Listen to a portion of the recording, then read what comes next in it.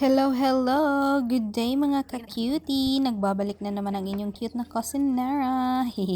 So for today's video guys, magluluto lang ako ng pork sisig. This is my version, no? Kung anong version nyo, sa inyo din yon. Ito yung akin. So I seasoned salt and pepper lang sa aking pork. So, ito na guys, nalagyan ko na siya ng asin and paminta lang, no, for marinate. So, ilalagay ko lang ito mamaya sa air fryer. Nilagay ko lang to siya. Ganito lang ako mag-season ng pork sisig kasi mamaya titimplahan naman natin siya, no. So, yan lang para mas hindi masyadong ma-overpower yung lasa ng ating pork sisig. So, mas masarap pa ganyan lang. So, see you later. So, ayan, ilalagay ko na sa air fryer ang ating pork. Dalawa lang yung nilagay ko kasi nga maliit lang. And then, while waiting or niluluto natin ng pork, syempre magluluto tayo ng rice or kanin kasi rice is life. So, ayan. So, after a few minutes, ayan, luto na ang ating first batch. Ito na yung panghuli.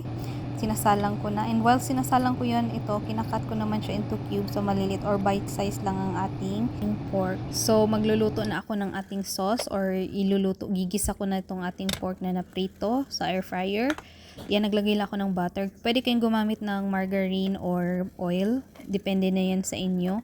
Eto, maggigisa na ako ng bawang at saka sibuyas. Konti or half lang yung ginamit ko para mamaya may crunchy-crunchy din yung ating sisig, no? So, ayan, maglalagay lang ako ng konting salt, black pepper, and halo-haluin natin ng mabuti. Pag mix nyo na, siguro mga minute or 2, pwede na yan. And ilagay natin yung ating sili, labuyo, and jalapeno yung nilagay ko kasi mahilig sa jalapeno yung partner ko.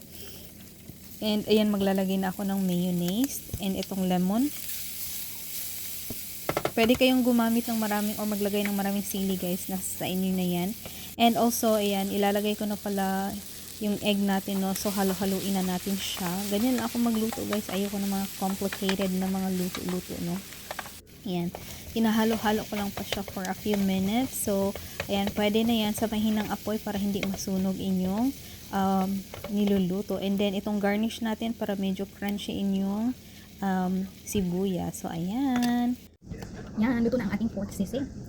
Diba, ang sarap. Tingnan nyo. Very simple. Easy recipe. Kung wala kayong maisip na ulam, eto na. Yan, medyo maingay ang ating background kasi may naglilinis sa labas. Let's eat, mga ka-cutie. My love, food is ready. Spicy a little bit.